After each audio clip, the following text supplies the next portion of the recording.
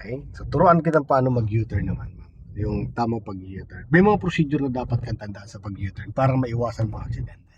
Una dyan, syempre, yung intention. Signal yung intention. Halimbawa, mag-U-turn ka, pakaliwa. Laging signal muna ng kaliwa.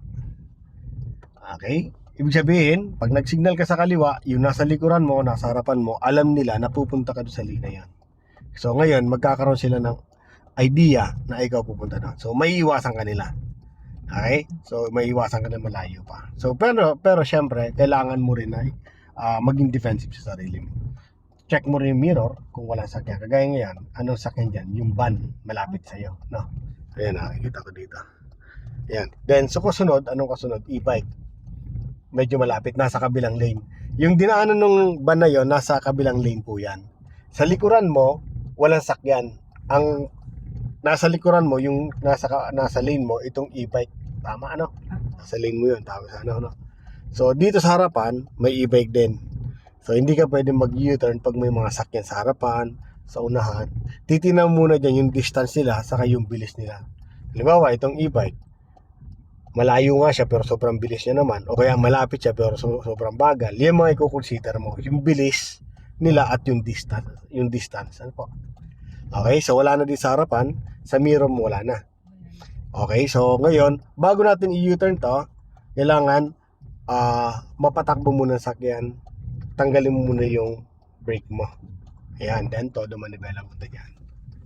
Yan. So, ang pasok mo natin, ma'am, ay sa outer lane. Pag sabi sa outer, doon sa labas, ano po? Ayan, doon na may pasok siya. Yan, dito. Okay. So, yan. So, sige. Kailangan may position muna yung sakyan mo dyan. Kailangan nasa gitna. Ano po? Okay. So, dagdag ka ng gas. Maambon-ambon ngayong umaga, no? Ayun. So ngayon, ready ulit tayo, mag-U-turn ulit tayo. Ang pag-U-turn naman natin, ang pasok naman natin sa inner lane. So check muna yung yung unahan sa likuran. So diretso lang po, gapang lang po, unti-unti lang. Tapos signal ka po muna. Wala naman sa likod, ano po? Wala rin sa harapan. Okay, ready ka na? Go. Pasok tayo sa inner lane. Yan naman sa inner, sa kabila. Yan. Balik. 1 and 2. Kailangan shoot lagi dito sa kalsada na to. Lalo pag malalaki yung kalsada, highway, mabilisan, kailangan pag nag-shoot ka, kailangan pasok ka agad. Then pasok ka po sa outer lane. Check muna dito sa mirror. Wala. Pasok. Ano? So, isa pa. Signal ka po ulit ng kaliwa, ma'am. Slow down ka po. Check mo sa likod. Walang sakyan. Todo. Pasok natin sa inner lane. Ano po?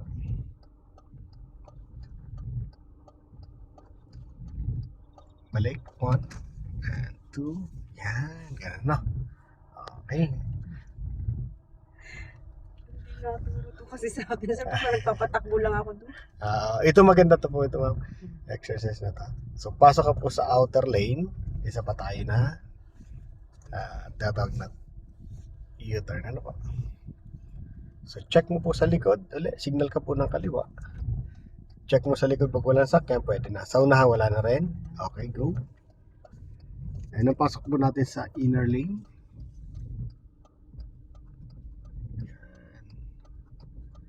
And balik.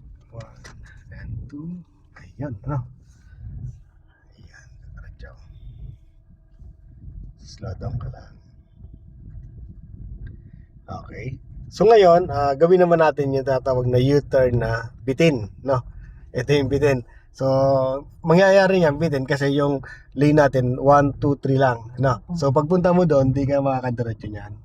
Slow down ka, ma'am. Wala sa likod, todo manibela dyan. Go.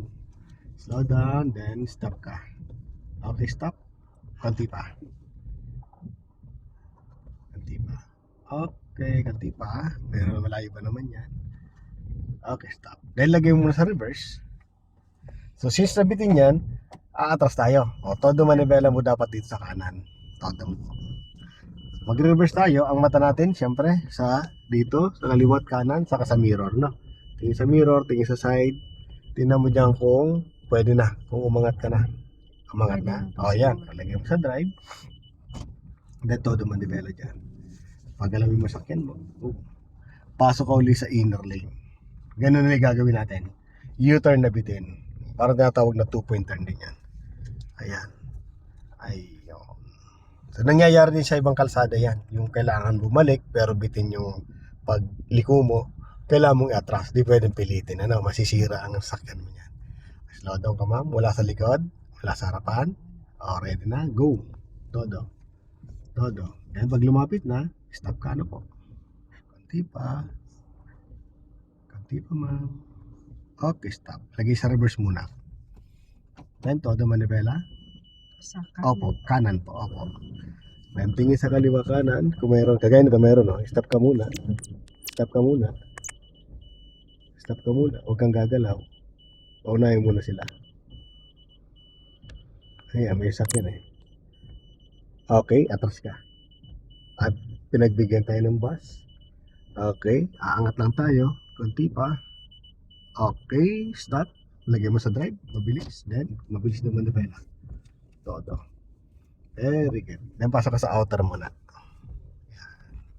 Para mabigyan natin ng space yung mga sakyan niya sa likod. Ganun na. So, U-turn at 2-point turn ang tawag doon sa dalawang yan. Ano? So, gawin lang natin. Ulit-ulitin lang natin. Ano pa?